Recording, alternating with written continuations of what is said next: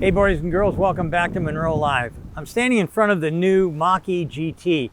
This is their new sport model that allegedly has a lot more going on, a lot more horsepower, and or kilowatts if you like. And these things are looking pretty snappy. Okay, so before I get into any of the statistics and everything, I want you to have a look at this color. This is controversial. Eric and I like it, everybody else hates it. Personally, I think if you're gonna have a green vehicle, you should have a green car. So that's where we'll start. So let me first get into the statistics of this vehicle. So this is the new, as I say, Mach-E GT with upgrades. The range has been extended quite a bit. The max range now versus the other trim levels in 2023, it was about 230 miles to 300 miles. 2024, it's 250. This is the 2024, 250 to 320. So the range of the vehicle we got is about 280. The charging speed increased by 20%. So that basically puts it at about from like 10% of charge to 80% of charge in about 30 minutes. The performance upgrade is kind of significant. 0 to 60 is 3.3 seconds, and that's 0.2 faster than the Tesla Model Y. The new rear motor, which is actually the rear motor, or actually the motor out of the Lightning, it has about 100 pound-feet of torque. Now, for you guys that are in Europe, that's 13 Newton meters more. And the performance package here is an upgrade. It's now got about 480 horsepower, which is 357 kilowatts. It's got a ride dampening system on it, and it's got quite a few new software upgrades. So let's do this first. Let's just walk around and have a look at what we've got here. So similar to before, you've got the push button type door opening. And I don't know why this is on here. We said last time that this extra piece isn't really necessary because the door pops open. So I don't know why they put that on there. And in the rear, they didn't bother. So why not just take that and get rid of that? Let's look at the gaps, and I've already looked at them.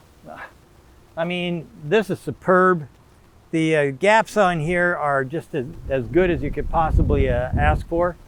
I realize that this is a new car onto the market, and as a rule, when things happen, when you put a new reskin, and by the way, this is the first reskin they've had in 3 years.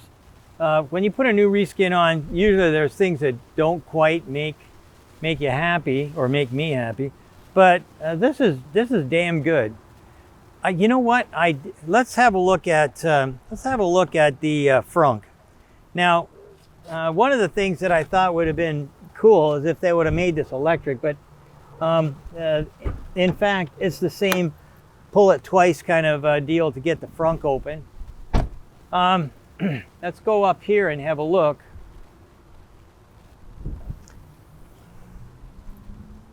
Oh, that's something I didn't notice before. It's got a little more razzle dazzle there in the what used to be the grill. Okay, so first off, this has got a lot less parts in it than what we saw in the original Mach-E. This looks This looks quite a bit different, actually.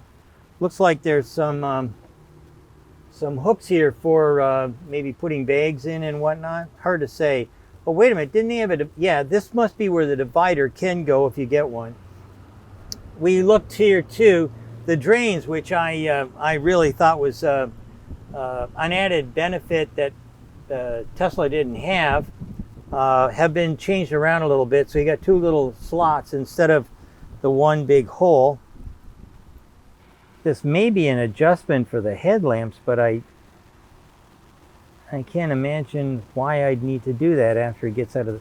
Anyhow, okay, so I don't know what that would be for unless it's for headlight adjustment.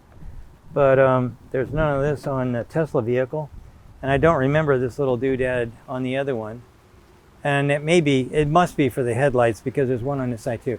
So anyway, what we're looking at, as far as I'm concerned, is a good size frunk. Most of the cars that we've been looking at lately, especially we just got a BMW, or sorry, a Mercedes over there that didn't really have much going on.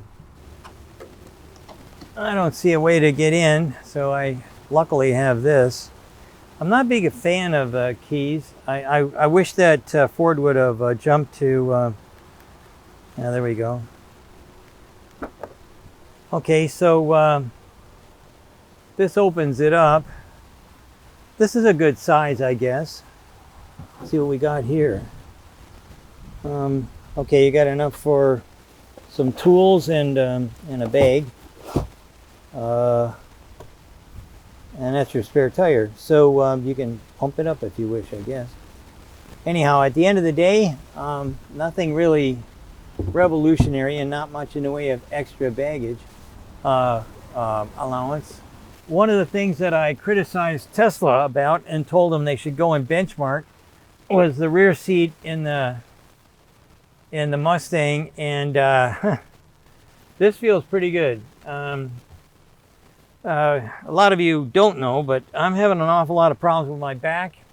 And believe me now, if I sit in a seat that's worth a damn, I know it instantly. And this rear seat, I could take a long trip in this and not have any problems whatsoever. Trim itself is pretty snappy. I kind of like it. And they got the panoramic roof. Everybody's going to the glass roofs now. It saves weight. People like it, and it doesn't cook you anymore like the old glass. I mean, you probably, if you haven't seen it, you should have a look at the one thing we did with Corning, and they talk about why the glasses now that we have are not as are so much better than everything else. Okay, I just the Moroni was sitting here, so I was looking for the cost. This thing looks like it's got everything on the planet in it, but it doesn't have doesn't have the magic number here. I don't know why. It does tell you that it gets 90 miles per gallon E, which is something that the EPA has come up with. 95 in a city, 85 on a highway, and it's got 37 kilowatt hours per 100 miles. We've got here the little note that says it's good for 280 miles, and it says that you'll save $5,500 in fuel costs over 5 years. I'd say that's a very big underestimate. Smog rating is 10, which means there isn't any. Fuel economy greenhouse gas rating is a 9, so the car gets some pretty good, wow. So it's got 5 stars all over the place: frontal crash, side crash, rollover, blah blah.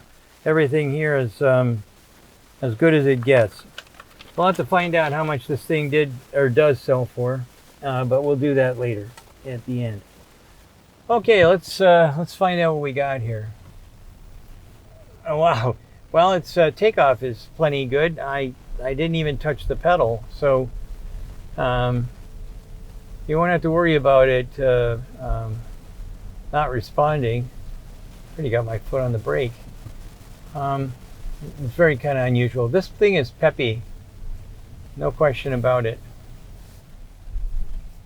So let's just see what it does.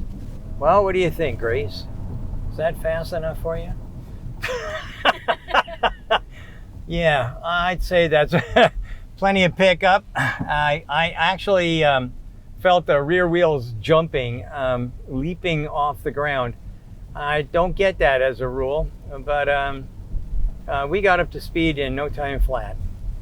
Okay, so now I have to move back to pushing up the levers and stuff like that. In my lately, I've been driving the Cybertruck or the Model S, the new Model S Plaid, and it just has 2 things that are on the steering wheel and makes it easy peasy to make things happen. Where did my energy go? Well, there you are. If you step on the gas, it's just like a gas car.